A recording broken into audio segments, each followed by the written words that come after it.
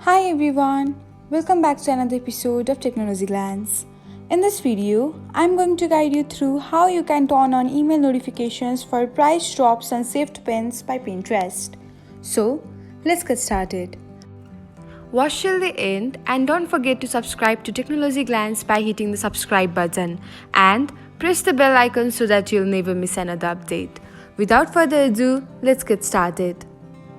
First of all, open the Pinterest app on your device.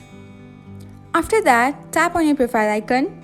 Next, select three dots icon. Then, tap on Settings and select Notifications.